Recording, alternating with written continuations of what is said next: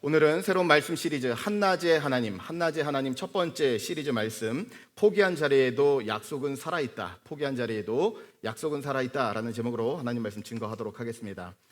제가 한국에 오기 전에 미국에 있었던 곳이 미국 애리조나주 피닉스라는 도시였는데요. 이 도시는 여름에도 평균 날씨가 40도를 지속적으로 넘어가는 가장 뜨거운 도시 중에 하나입니다. 그래서 여름 6월부터 10월까지가 완전히 무더운 아주 가장 뜨거운 도시 중에 하나입니다. 그런데 이 도시의 특징이 뭐냐 하면 그렇게 덥기 때문에 일반 도시들과는 여름 스케줄이 완전히 다르다는 것입니다. 예를 들어서 밖에서 일하시는 분들이 일반적인 도시라면 9시, 10시 출근해서 퇴근 때까지 일하지만 너무 무덥기 때문에 새벽 6시 혹은 5시부터 일합니다. 그리고 낮이 됐을 때 일을 그치고 돌아가게 돼요. 심지어는 너무 더운 날씨가 되면 이제는 등산 금지 조치까지 내려지게 됩니다. 그러니까 이 무더위 때문에 모든 일상들이 멈추게 돼요. 그래서 가장 뜨거운 때는요, 길거리를 걸어 다니는 사람을 보기조차도, 물론 차량은 타지만 힘들 정도로 도시가 황량하게 됩니다. 왜요? 그 무더위가 사람들을 멈추게 하는 것입니다. 그런데 이 도시의 날씨만 더운 것이 아니라, 또 특별히 오늘 날씨, 한국의 지금 이 상황의 날씨만 더운 것이 아니라 우리 신앙에 있어서도 멈춤의 때가 찾아옵니다. 하나님을 향한 믿음이, 특별히 하나님을 향한 기대가 멈추고 이전엔 헌신봉사했던 삶들이 쉼과 편안함과 안락함을 찾기 시작하는 거예요. 그 삶 가운데서 멈춤이 동일하게 일어납니다. 그런데 오늘 말씀을 보니까 오늘 말씀에도 그러한 멈춤을 경험한 사람이 나와요. 바로 아브라함입니다. 오늘 말씀 1절을 보면 이렇게 말씀이 나와 있는데요. 그 날씨가 어땠느냐? 오늘 말씀 1절 말씀 보니까 날이 뜨거울 때 이렇게 나와 있어요. 한번 같이 따라할까요? 날이 뜨거울 때. 날이 뜨거웠다는 것은 단순히 그 당시에 날씨가 뜨거웠다는 것이 아니라 성경에서 날이 뜨거울 때 이 표현은 관용적인 표현인데 날이 너무 더워서 아무것도 하지 않으며 어떤 일도 일어나지 않는 상태, 그것이 바로 날이 뜨거울 때였습니다. 그런데 오늘 말씀을 보니까 그때 어떤 일이 일어나요? 모두가 멈췄는데, 모두가 그 자리에 주저앉아 있는데 하나님께서 그 상황 가운데 일하십니다. 하나님께서 그때에 찾아오십니다. 우리 역시 마찬가지입니다. 내 신앙이 멈춘 것 같고 우리 삶이 낙심이 일상화되어서 내 믿음도 하나님을 향한 기대가 멈춘 그때에도 우리가 가질 수 있는 소망은 딱 하나밖에 없어요. 날이 더울 때, 어떤 일도 일어나지 않는 그때에 찾아와 걸어주신 그 하나님을 다시 소망 삼는 것. 그래서 하나님께 소망이 있고 여전히 우리가 멈춘 그 상황 가운데 주님께서는 일하시는 줄로 믿습니다. 그래서 오늘 말씀을 보면 모든 것이 멈추고 심지어 믿음도 기대도 멈춘 가운데서 찾아오시는 하나님께서 우리 삶 가운데 어떻게 역사하시는지를 이렇게 보여줍니다. 먼저 첫 번째로 오늘 말씀은 이렇게 이야기하고 있는데요. 바로 멈춤의 시간에 하나님께서 찾아오신다는 것입니다. 같이 한번 고백할까요? 시작. 멈춤의 시간에 하나님께서 찾아오신다. 오늘 말씀 1절 말씀인데 같이 한번 한 목소리로 살펴보도록 하겠습니다. 본문 1절 말씀입니다. 시작. 여호와께서 마므레 상술의 나무들이 있는 곳에서 아브라함에게 나타나시니라. 날이 뜨거울 때에 그가 장막문에 앉아 있다가, 자, 오늘 말씀을 보니까 아브라함에게 찾아온 하나님에 대해서 이야기를 하고 있습니다. 그런데 오늘 말씀은 자세히 살펴보면 당시에 아브라함이 어떤 상태였는지를 두 가지로 말하고 있습니다. 성경에 펜이 있으면 여기 좀 줄을 치셨으면 좋겠는데요. 마므레 상수리 나무들이 있는 곳에, 여기가 중요합니다. 지금 아브라함이 어디 머물러 있었다고요? 마므레 상수리 나무 있는 곳. 이 지역이 중요한 이유는 무엇이냐면 창세기 13장 18절에서 조카 롯과 나뉘게 될 때 그가 남아서 예배를 드렸던 장소, 거기가 마므레 상수리 나무가 있는 곳입니다. 그러니까 지금 아브라함은 어떤 자리에 있었던 거예요? 예배의 자리에 있었던 거예요. 하나님을 향한 신뢰의 자리에 여전히 있었다는 것입니다. 그런데 그것이 그의 전부인 상황이 아닙니다. 오늘 말씀을 보니까 그가 장막문 앞에 뭐 하고 있었더라? 어떻게 하고 있었다고요? 앉아 있었더라. 앉아 있었대요. 그런데 이 말씀도 참 중요한데요. 그냥 앉아 있는 것이 아니라 원어적으로 보면 지속적인 분사 형태입니다. 어제도 앉아 있었고 오늘도 앉아 있고 내일도 앉아 있을 거라는 거예요. 무슨 말입니까? 그는 예배의 자리에 있었지만, 하나님을 신뢰하고 싶은 자리에 있었지만, 그는 실제로 주저앉아 있었다는 거예요. 어제도 낙심했고 오늘도 낙심하고 있었고 내일도 똑같이 낙심할 사람, 그것이 아브라함의 정확한 상황이었다는 사실입니다. 믿음의 자리는 지켰지만 일어설 힘이 없던 것, 그게 바로 아브라함의 상황이었습니다. 우리 역시 마찬가지인데요. 이 아브라함이 예배의 자리에 있었지만 일어설 힘이 없었던 것처럼, 그렇게 멈춘 것처럼 우리 삶에도 삶의 멈춤이 일어납니다. 육신의 멈춤이 일어나요. 나이가 들어감에 따라서, 그리고 시간이 가고 해가 가면서 우리의 육신은 약해집니다. 어제 했던 것이 오늘 안 돼요. 평범한 일상이 바라는 일상이 됩니다. 우리 삶 가운데 육신이 멈춰요. 또 무엇이 멈춥니까? 환경이 멈춥니다. 취업의 문이 닫히고, 경제적인 문이 닫히고, 관계의 문이 끊어지고, 하고 싶으나 할 수 없는 환경이 멈추는 일들이 일어나요. 또한 무엇이 멈춥니까? 믿음이 멈춥니다. 하나님을 믿고 하나님을 신뢰해야 돼요. 그러나 더 이상 기대감을 가질 수 없는 믿음조차도 멈추는 때가 일어난다는 것입니다. 그런데 오늘 말씀을 보니까 마무리 상수리 나무 아래서 앉아서 절망해서 일어날 힘이 없었던 그에게 하나님께서 어떻게 하세요? 찾아오십니다. 그래서 멈춤의 자리는 하나님께서 찾아오시는 자리예요. 우리가 하나님을 열심히 찾고 찾아서 하나님이 만나주시는 자리가 아니라, 우리가 멈춘 그 자리가 하나님께 발견되는 자리라는 것입니다. 그래서 우리 성도님들이 교회 다니시면서 가장 좋아하는 성경 구절 중에 하나가 시편 23편입니다. 여호와는 나의 목자시니 내게 부족함이 없으리로다. 믿으십니까? 그런데 이 말씀의 가장 중요한 부분은 1절이 아니에요. 4절입니다. 이 4절 말씀을 보면 이런 고백이 나오는데요. 같이 한번 읽도록 하겠습니다. 시작. 내가 사망의 음침한 골짜기로 다닐지라도 해를 두려워하지 않을 것은 주께서 나와 함께 하심이라. 주의 지팡이와 막대기가 나를 안위하시나이다. 4절이 중요한 이유가 있어요. 내가 사망의 음침한 골짜기를 지날지라도 해를 두려워하지 않을 것은 누가요? 주께서. 그런데 중요한 것은 무엇이냐면, 다른 모든 이 시에서 하나님은, 주는, 혹은 여호와는, 그가 다 3인칭이에요. 멀리 계신 주님입니다. 그런데 유일하게 4절에서 내가 사망의 음침한 골짜기로 지날 때, 그분은 거기 아까 나와 있던 주께서, 그 표현이 2인칭이에요. 바로 곁에 계신 당신께서, 바로 곁에 계신 주님께서. 무슨 이야기입니까? 사망의 음침한 골짜기를 지나는데 평소에는 안 계신 것 같고 멀리 계셨을 것 같은 그분이 내 곁에 계신다고 고백했다는 것입니다. 그래서 잊지 마십시오. 우리는 언제 하나님을 만날 것을 기대하냐면, 내 믿음 상태가 좋을 때, 내가 찬양을 열심히 할 때, 내 기도가 잘 될 때가 주님 만나는 자리라고 생각하지만 아닙니다. 내가 멈춘 것 같은 그 자리, 내가 사망의 음침한 골짜기를 지나는 그 자리, 그 자리가 주님이 나를 찾으시고 만나 주시는 자리인 줄로 믿습니다. 그래서 C.S. 루이스라는 사람이 쓴 책 중에서 스크루테이프의 편지라는 책이 있습니다. 이 책은 마귀의 입장에서, 마귀가, 고참 마귀가 신참 마귀, 워무드라는 마귀에게 조언을 해주는 거예요.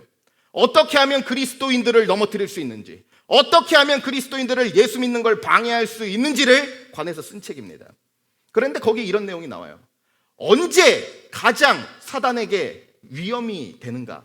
언제 가장 그리스도인들이 강한가? 이렇게 얘기합니다.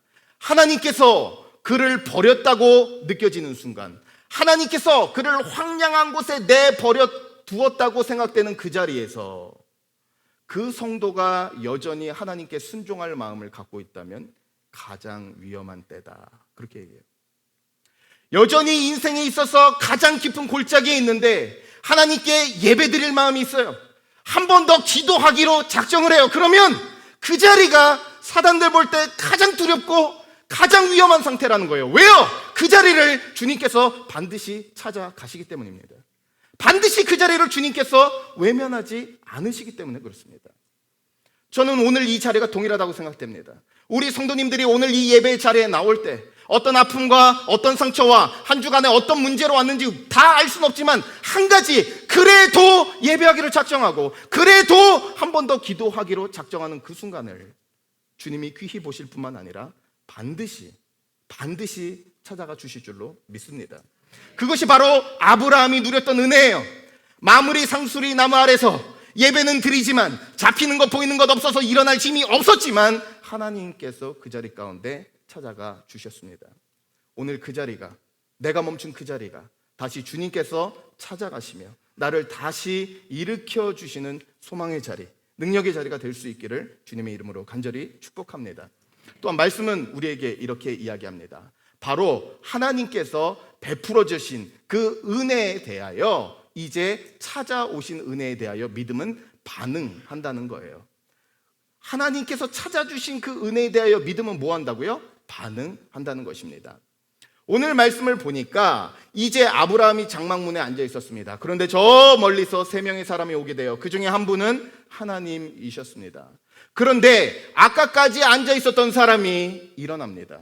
그러면서 그가 뛰기 시작합니다. 오늘 말씀 2절 말씀을 보면 정말 놀라운 말씀이 나와요. 2절 말씀 같이 한번 볼까요? 시작. 눈을 들어본즉 사람 셋이 맞은편에 서 있는지라 그가 그를 보자 곧 장막문에서 달려나가 영접하며 몸을 땅에. 오늘 말씀 보니까 그가 장막문에서 달려나갔습니다. 우린 이 장면에 안 놀라요. 왜요? 지금 당시 아브라함 나이가 99세입니다. 99세 할아버지가 일어나서 뭐 했다고요? 달려나갔어요. 우리 성도님들이 이렇게 강건하실 수 있기를 바랍니다. 말씀 보니까 아브라함이 즉시 일어나서 마구마구 달려가기 시작합니다. 그런데 오늘 말씀을 보면 아브라함에게 굉장히 독특한 2가지 특징이 나타나는데, 하나는 즉각적이었고 또 하나는 그가 매우 관대했다는 것입니다. 오늘 말씀을 보니까 그가 일어나 뭐 했다고요? 달려갔어요. 또 오늘 말씀 2절부터 8절까지의 말씀을 보면 계속해서 반복해서 나오는 단어가 있습니다. 속히 뛰어가서, 속히 뛰어가서, 속히 뛰어가서. 요리를 할 때도 속히 만들려고 하고, 그 역시 동물들이 있는 가축 우리 때에 속히 달려가기 시작합니다. 왜 그래요? 찾아오신 그 주님의 은혜 앞에 즉각적으로 미룰 수 없이 그가 반응하고 있는 거예요. 또 하나 오늘 말씀을 보면 그가 찾아오신 주님 앞에 어떻게 반응을 하는가, 오늘 말씀 5절 말씀인데 정말 놀라운 장면입니다. 마치 아브라함이 한국 사람 같아요. 한번 같이 읽어볼까요? 시작. 내가 떡을 조금 가져오리니. 자, 보십시오. 이제 손님이 왔기 때문에 떡을 어떻게 하겠대요? 조금 가져온대요. 얼만큼 갖고 온다고요? 조금 가져온대요. 근데 6절 말씀을 보면 이렇게 나옵니다. 고운 스아, 고운 밀가루 3스아를 가져다가. 이 3스아가 얼마나 많냐면 1스아가 7리터에서 8리터입니다. 3스아는 24리터예요. 100인분 양입니다. 사람이 3명이 왔는데 100인분만큼의 떡을 만들고 있어요. 뿐만 아니라 내가 떡을 조금 가져온다고 했는데 가장 좋은 소를 잡아서 대접합니다. 관대함이 나타난 거예요. 그래서 히브리서 말씀을 보면 이 상황에 대해서 이 말씀을 이렇게 풀어주고 있습니다. 히브리서 13장 2절 말씀입니다. 같이 볼까요? 시작.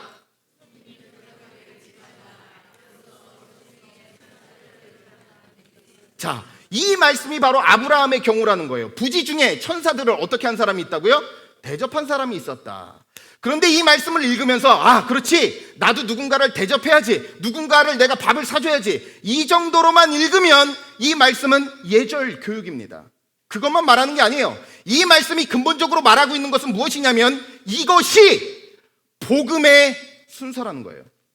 복음의 순서는 무엇이냐면 아브라함이 즉각적으로 반응했고 아브라함이 관대했기 때문에 주님께서 오신 것이 아니라 주님께서 찾아오셔서 식사하지 않으시고 함께하지 않으셔도 되는 그분이 앉으시고 식사하시고 찾아오신 그 주님으로 인하여 그 결과로 그가 즉각적으로 답했고 그가 관대했다는 거예요. 우리 성도님들이 이 복음의 순서를 명확하게 아셔야 됩니다. 주님이 먼저 하시고 그 다음이 우리가 답하는 거예요. 알지 못하면 우리는 날마다 마음 가운데 죄책감과 눌림 가운데 살아갑니다. 제가 성도님들을 만나고 신방하러 가다 보면 가장 많이 듣게 되는 말이 무엇인가? 목사님, 죄송해요. 예배를 좀 더 나아가야 되는데, 사는 게 바빠서 11절 좀 드려야 되는데 못하고 있습니다. 모두 다 말하는 것이 죄책감과 눌림이에요. 그런데 그게 중요한 것이 아닙니다. 내가 노력한다고, 내가 한다고 되는 것, 그것이 믿음이 아니에요. 믿음이라는 것은 주님께서 하셨고 주님께서 하신 일에 대한 반응으로 내 삶 가운데 자연스럽게 나오는 것이라는 것입니다. 그래서 제가 읽은 책 중에 상황에 끌려다니지 않기로 했다라는 책이 있는데요, 이 책을 보면 한 사모님의 이야기가 나와요. 그 사모님이 너무 무료해가지고 집에서 다람쥐를 키우기로 했답니다. 뭘 키우기로 했다고요? 다람쥐. 다람쥐를 좀 여러 마리를 키웠는데요, 그 중에 한 마리가 좀 힘이 없고 비실비실 거렸대요. 그래서 이름을 붙여줬습니다. 튼튼하라고. 그래서 돌봐주고 먹을 거 하나 더 주고 쓰다마주고 이뻐해주고, 근데 진짜 이름처럼 막 튼튼해지더라는 거예요. 그런데 이 튼튼이가 조금씩 자라고 조금씩 자라는데 한 가지 특징을 발견하게 됩니다. 뭐냐? 제일 좋아하는 보물이 호두인데, 자기가 자고 있는 자기가 잠자는 그곳에 호두를 쌓아 놓는다는 거예요. 오, 저렇게 하는구나. 여기다 호두를 쌓아놓고 그 모습을 봤다는 거예요. 근데 이제 어느 날 하루는 이 사모님이 밤에 잠을 자려고 하는데 뒤치작거리고 잠을 못 자겠는 거예요. 도저히 잠이 안 오고 이렇게 누워보고 저렇게 누워봐도 잠이 안 오는 거예요. 왜 이렇게 불편하지? 그래가지고 막 찾는데 이유를 못 찾다가 딱 베개를 들쳤는데 거기에 호두가 수북히 쌓여 있는 거예요. 왜요? 튼튼이가 갔다는 거예요. 거기서 이분이 감동을 느낀 게 뭐냐? 자기는 한 게 없다는 거예요. 돌봐주고 그냥 이뻐해 줬을 뿐인데 이 튼튼이, 이 녀석이 거기다가 호두를 계속 갔다는 거예요. 여러분, 그게 신앙입니다. 그게 신앙이에요. 내가 하나님께 드려야지 해야지 결단으로 유지되는 것이 아니라 하나님께서 나에게 찾아오셨으며 하나님께서 베풀어 주신 은혜에 대한 감격으로 내 삶 가운데 우러러 나오는 거예요. 그래서 저는 오늘 예배드리면서 성도님들 마음 가운데 자꾸만 눌림이 있고 해야 되는데 여러분, 결심으로 신앙이 유지되지 않습니다. 결심해봤자 사흘도 못 가요. 우리가 다시 설 수 있는 99세 노인이 일어나 속히 달려가며 그로 하여금 관대하게 만들었던 것은 유일한 것, 주님께서 찾아가신 거예요. 우리 삶 가운데서도 신앙의 열심을, 특별히 이 여름 시기가 더욱더 그렇습니다. 육신이 지쳐요. 힘들어갑니다. 점점 마음에 하지 못함 가운데 눌림과 죄책감이 지속적으로 심해집니다. 근데 그럴 때 우리가 한 가지를 기억해야 돼요. 복음이라는 것은 주님께서 내게 찾아오신 것이고 주님께서 내게 하신 것이고 그것에 대한 응답으로 자발적으로 내 안에 답하는 것이에요. 그래서 말씀을 보니까, 요한일서 말씀을 보니까 특별히 그 신앙의 열심 가운데 그 신앙을 회복하고자 하는 성도들이 기억해야 되는 말씀을 이렇게 제시합니다. 요한 1서 3장 1절 말씀이에요. 같이 한번 볼까요? 시작. 보라, 아버지께서 어떠한 사랑을 우리에게 베푸사 하나님의 자녀라 일컬음을 받게 하셨는가. 우리가 그러하도다. 그러므로 세상이 우리를 알지 못하면 무엇이라고 이야기합니까? 보라, 더 열심히 해라. 이거 해라가 아니에요. 보라, 아버지께서 어떠한 사랑을 베푸셨는지를 보라. 다시 하나님께서 하신 일들을 바라볼 때, 다시 십자가를 기억할 때, 거기서 신앙의 회복이 임합니다. 즉각성과 내 안에서 내 결심을 넘어서는 자원함의 자발성이 어디서 나오는가? 다시 바라보는 거예요. 여전히 나를 향해서 찾아오시고 그렇게 하지 않으셔도 되는 그분께서 십자가를 지신 그 십자가 사랑을 다시 바라볼 때, 다시 기억할 때 그 자리에 신앙의 회복이 일어납니다. 간절히 바라는 것, 우리 성도님들이 무더운 여름을 지나가는 가운데서 다시 보라! 내가 해야 될 의무를 바라보고 내가 해야 될 많은 일들을 바라보는 것이 아니라 다시금 하나님께서 찾아오시며 하나님께서 하신 일들을 바라보며 기억할 수 있는 은혜가 있기를 간절히 축복합니다. 거기서 우리 신앙이 회복이 있어요. 마지막으로 오늘 말씀은 우리에게 이렇게 놀랍게 이야기합니다. 우리 주님은요, 그런 가운데서 식어버린 기대를 다시 되살리시는 분이라는 거예요. 한번 같이 고백할까요? 시작. 주님은 식어버린 기대를 다시 살리세요. 오늘 말씀을 보니까 하나님께서 오셔서 앉으셨습니다. 식사하셨습니다. 그러면서 한 가지를 말씀하세요. 내 안에 사라는 어디 있느냐? 하나님께서 모든 걸 다 아십니다. 그런데 오늘 말씀을 보니까 내 아내가 어디 있냐고 물으세요. 이 질문이 똑같이 에덴 동산에서 울려 퍼졌죠. 그들이 범죄한 이후에 아담아 아담아 내가 어디 있느냐? 하나님은 아시는데 물으십니다. 왜요? 주님 앞에 나오게 해서 회복시키시기 위해서 그래요. 하나님의 질문은, 하나님께서 나에게 묻게 하시는 이유는 내게 회복을 주기 위해서 자꾸 묻는 상황을 주신다고요. 그러면서 하나님께서 이렇게 말씀하십니다. 오늘 10절 말씀을 주시는데 같이 한번 읽어볼까요? 시작.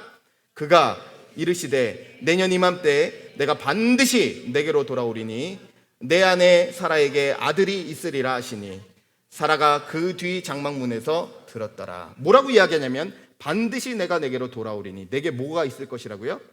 아들이 있을 것이다. 그런데 이 말씀이요, 놀랍게 사라에게 처음 주신 말씀이 아니에요. 이미 여러 번 말씀하셨고 읽지 않았지만 17장 말씀을 보면 그 아들이 태어날 것인데 그 아들 이름이 이삭인 것도 미리 알려주셨어요. 그런데 오늘 말씀 보면 다시 사라를 불러서 그 말씀을 주십니다. 왜요? 말씀은 받았고 하나님을 만난 기억은 있지만 그 약속의 성취를 더 이상 확신하지 못하는 거예요. 하나님께서 이루신다고 약속해 주셨지만 하나님을 향한 기대감이 이제는 어떻게 된 거예요? 다 사그러들었다는 사실입니다. 그러면서 그의 반응이 나오는데 오늘 말씀 12절 말씀입니다. 같이 한번 볼까요? 한번 보겠습니다. 시작. 사라가 속으로 웃고 이르되 내가 노쇠하였고 내 주인도 늙었으니 내게 무슨 즐거움이 있으리요. 사라가 어떻게 웃었어요? 속으로 웃었어요. 이 속으로 웃었다는 것은 우리가 그냥 가볍게 넘길 말이 아니에요. 24년, 25년 기다렸고 또 기다리고 기도도 하고 하나님을 간절히 바랬는데 이루어지지 않았어요. 결국 이루어지지 않은 가운데 상처와 상처가 겹겹이 쌓여서 이제는 하나님이 하시는 말 앞에 조용히 웃을 수밖에 없는, 냉소적인 웃음을 지을 수밖에 없는 것, 그것이 바로 사라의 모습이었다는 거예요. 그런데 이게 사라의 모습만이 아니에요. 신앙생활을 오래 하고 교회를 다닌 이들이 이러한 씁쓸한 웃음을 지으며 살아갑니다. 특별히 신앙생활을 오래 한 분들이 그래요. 성경에 나와 있는 하나님은 전능하신 분입니다. 성경에 나와 있는 하나님은 능력 있으신 분이에요. 그러나 정작 무엇이라고 고백하느냐? 내 삶에서 내 자녀는, 내 남편은 그럴 수 없어. 사라가 오랫동안 하나님을 기다렸고 자신의 삶에서 변화되지 않음으로 인하여 냉소적이고 조소적인 미소를 띄울 수밖에 없는 그러한 모습들이 신앙생활을 오래한 우리에게도 나타난다고요. 맞아, 하나님은 그땐 그러셨지. 그러나 내 상황은 다른 상황이야. 하나님 살아계시지 믿어. 그러나 이건 그럴 수 없는 문제야. 말씀에 나와 있는 사라의 씁쓸한 웃음이 신앙생활을 오래 하고 주님을 믿는다 말하지만 여전히 삶에서 변화되지 않는 현실에 절망하는 우리에게 동일하게 나타날 때가 많이 있다는 거예요. 그런데 하나님께서 그러한 조소, 그러한 냉소를 내버려 두지 않으십니다. 하나님의 처방이 이어져요. 두 가지인데 오늘 말씀, 이 말씀을 꼭 붙잡으실 수 있기를 바랍니다. 오늘 말씀을 보니까 하나님께서 하나님, 저에게는 더 이상 그런 일 없어요. 하나님을 향한 기대감이 없어요. 라고 말하는 그 사라를 향해서 하나님께서는 첫 번째 이렇게 하십니다. 어떻게 하시느냐? 바로 인생의 질문의 주어를 바꿔주세요. 뭘 바꿔주신다고요? 주어를 바꿔주세요. 12절 말씀 다시 한번 읽어볼까요? 왜 사라가 씁쓸한 웃음을 지을 수밖에 없었는가? 같이 읽어볼까요? 시작. 사라가 속으로 웃고 이르되 내가 노쇠하였고 내 주인도 늙었으니 내게 무슨 즐거움이 있으리요. 모든 주어가 뭡니까? 나예요. 내가 늙었고 내 주인도 가능성이 없고 내게 무슨 즐거움이 있겠느냐는 거예요. 여러분, 그래서 인생 질문을 나로 말미암아 답하면 백문백답 절망이에요. 나로부터 내가 할 수 있는가? 내가 감당할 수 있는가? 내가 되겠는가? 묻는다면 절망밖에 할 게 없어요. 그런데 하나님께서 그 인생 질문의 주어를 바꿔주세요. 오늘 말씀 14절 말씀 볼까요? 뭐라고 말씀하십니까? 같이 볼까요? 시작. 여호와께 능하지 못한 일이 있겠느냐? 한 번만 더요. 시작. 여호와께 주어를 바꿔주세요. 그 전까지는 뭐라 그랬습니까? 내가 늙었거늘 내 주인이 내게 기쁨이 있으리요. 그런데 하나님께서 뭐라고 하십니까? 아닙니다. 그 질문이 아니라 여호와께. 인생 주어를 바꿔주는 거예요. 하나님께서 그것을 감당하실 수 없겠는가? 하나님이 내 삶에 신실하셨는데 이 문제에 신실하지 않겠는가? 인생의 주어를 바꿔주고 계시다는 거예요. 우리 성도님들 마찬가지입니다. 내가 걱정하고 염려하는 삶 가운데서 어떻게 자유할 수 있는가? 딱 하나예요. 인생 질문에 있어서 내가 묻지 말고 질문을 바꾸십시오. 하나님께서 여호와께 능하지 못함이 없겠느냐? 그 질문을 할 때 우리 인생의 크디큰 문제가 작아지기 시작합니다. 감당할 수 있게 되며 그 마음 가운데 평안이 있게 된다는 것이에요. 저는 성도님들이 간절히 바랍니다. 내가 감당한 내 삶의 문제들이 오늘 이 말씀을 통하여 다시 한번 주어를 바꿔주시는 여호와께 능하지 못함이 있겠느냐? 하나님이 짊어지시고 하나님이 감당하실 수 있으며 하나님이 하실 수 있음을 다시 한번 믿음으로 확신하며 나아갈 수 있는 은혜가 있기를 바랍니다. 또 말씀은 이야기합니다. 인생의 주어를 바꿀 뿐만 아니라 하나님께서는 철회 없는, 취소되지 않는 약속의 성취를 보여주세요. 하나님께서 그 약속의 성취를 끊임없이 해가신다는 것입니다. 사라가 냉소적인 모습을 보였어요. 속으로 어떻게 했어요? 웃었어요. 그런데 만약에 하나님 입장이라면 어떻게 하겠습니까? 너 웃었어? 웃은 거야? 10년 더 기다려. 20년 더. 아니면 이렇게 얘기하면 안 되겠습니까? 웃었어? 다른 사람. 그런데 놀라운 것은 오늘 성경 말씀을 보면 사라가 웃으며 그런 일은 일어날 수 없어요. 저는 아니에요 라고 이야기하며 그 문제에 손을 떼는데 하나님이 그 계획을 철회하시지 않고 계속 이루어 가십니다. 오늘 말씀 15절 말씀이 제가 볼 때는 성경에 있어서 가장 신비한 말씀 구절 중에 하나입니다. 같이 한번 볼게요. 어떻게 끝나나 한번 볼게요. 같이 한번 볼까요? 시작. 사라가 두려워서 부인하여 이르되 내가 웃지 아니하였나이다. 이르시되 아니라 뭐라고요? 내가 웃었느니라. 잘 보십시오. 내가 웃었다. 하나님이 선언했어요. 그럼 심판이든지 축복이든지 저주든지 반응이 있어야 되는데 아무것도 없어요. 무슨 얘기입니까? 사라가 이루어질 수 없다고 손뗀 그것을 하나님께서 일방적으로 이루어 가시는 거예요. 그래서 문장이 이상해요. 그 뒤 이어서 무슨 일들이 일어나야 될 것 같은데 너는 웃었다. 너는 그 문제에 손 뗐다. 그러나 나는 웃지 않고 나는 그 문제를 이루어 갈 것이다. 하나님께서 이루어 가신다는 거예요. 그래서 잊지 마십시오. 우리의 불신보다 하나님의 신실하심이 더 큽니다. 우리가 약속이 이루어지려는 내 약속의 간절함보다 하나님의 간절함이 더 큰 줄로 믿습니다. 그래서 내 인생에 하나님의 약속과 계획이 이루어지는 이유는 우리는 속으로 웃으며 주님 그 문제요. 주님 되겠습니까? 우리는 그 웃음을 씁쓸하게 짓지만 하나님께서는 그 문제를, 그 약속을 철회하지 않고 지속적으로 이루어 가신다는 사실입니다. 얼마 전 있었던 일인데요. 제가 청소년 사역을 할 때, 고등부 사역을 할 때 참 아꼈던 제자가 있습니다. 중학교 때 참 힘든 일을 겪어서 고등학교 시절에 참 더 특별히 아꼈고 은혜를 받아서 이제 대학을 진학할 때 기독교 대학에 진학을 했고 기독교 학과를 전공하게 됐습니다. 그래서 자기가 은혜 받았던 때를 기억하면서 청소년 사역을 섬기다가 이제 청소년 사역을 내려놓고 선교 단체에 들어가게 됐습니다. 그 선교 단체에서 4년, 5년 일을 하는데 자꾸 마음에 부담감이 임하는 거예요. 다시 아이들을 만나서 내가 만난 주님을 전해주고 싶고 다시 못다한 공부를 신학대학원에 가서 이 공부를 마치고 주님의 말씀을 조금 더 깊이 잘 전하고 싶은 마음이 무럭무럭 생긴 겁니다. 그래서 큰 용기를 가지고 회사 대표님에게 찾아간 거예요. 제가 이제 여기서 4, 5년 일을 했는데 제가 자꾸만 하나님이 마음을 주시는데 제가 신학대학원에 가야 되겠습니다. 그리고 중고등부 다시 가서 사역을 하고 싶은 마음이 있습니다. 그렇게 이야기를 했어요. 근데 그 대표님이 거기서 하면 안 되는 말을 했어요. 뭐라고 얘기했냐면, 야, 네 나이를 봐라 지금. 애는 언제 낳고 애는 언제 가지고 언제 키울래? 그 얘기를 한 다음에 한마디를 더 했습니다. 야, 너 지난번에 청소년 사역할 때 그 부서 부장하고 문제가 있어서 안 좋게 나왔는데 너 이번에도 사역하면 똑같은 일 생기고 너 그렇게 비참하게 사역 그만둘 거야. 그 얘기를 한 거예요. 저한테 찾아왔는데 여기저기 상처가 나고 찔리고 우울해서 왔어요. 전 어떻게 해야 되나요? 이러고 온 거예요. 뭐 밥을 먹는 건지 뭐 우는 건지 뭐 더 이상 어떻게 뭐 위로를 해주겠습니까? 그냥 밥을 그냥 먹었어요. 밥을 잘 먹이고, 그래, 그래도 이 상황 가운데서 하나님의 인도가 있겠지 그러면서 이제 계산을 하고 있는데 뭐 얘는 옆에서도 또 막 그러고 있는 거예요.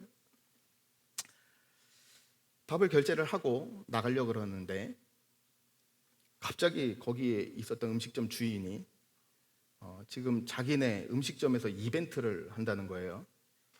뽑기를 하는데 하나 뽑으라는 거예요. 지금 옆에 애가 지금 울고 있는데 그게 뭐가 중요합니까 그게? 뭐 얘는 지금 우울한데 그래도 이거 하나 뽑으시라고. 네, 손을 넣었어요. 뒤적뒤적이고 딱 뽑았는데 1등이 나온 거예요. 1등이 나온 거예요. 근데 제가 와 1등! 됐어! 이 생각이 든 게 아니라 제가 그걸 가져다가 얘 있는 옆에 있는 애 가서 그 손에다 이걸 줬어요. 너는 그 사람이 들은 말 때문에 네가 가치가 없고 네가 청소년 사역이나 또 하나님을 위한 공부를 못한다고 생각하는 것 같은데 내가 볼 때 하나님은 너한테 지금 1등이라고 말하는 것 같다. 손에다 쥐어줬어요. 그리고 이걸 받고 엉엉 울면서 집으로 보냈어요. 제가 나중에 생각을 해봤습니다. 왜 그 순간 거기서 1등이 나왔을까? 자신조차도 나조차도 확신할 수 없는 주님의 부르심과 취소된 것 같은 그 약속 가운데서도 철회하지 않는 하나님의 약속이 여전히 그 상황 가운데 일어나고 있었기 때문입니다. 그래서 성도님들 절대로 잊지 마십시오. 우리가 웃어버린 기도의 제목과 안 된다고 놓아버린 것 같은 그 상황 가운데 우리의 불신보다 하나님의 신실함이 훨씬 더 큽니다. 내가 아니요 그렇게 될까요? 조소적인 웃음을 띠는 그 문제 가운데서 하나님은 내가 웃었느니라 우리에게 알려주시지만 오히려 하나님께서 일방적으로 그 약속을 이루어 가세요.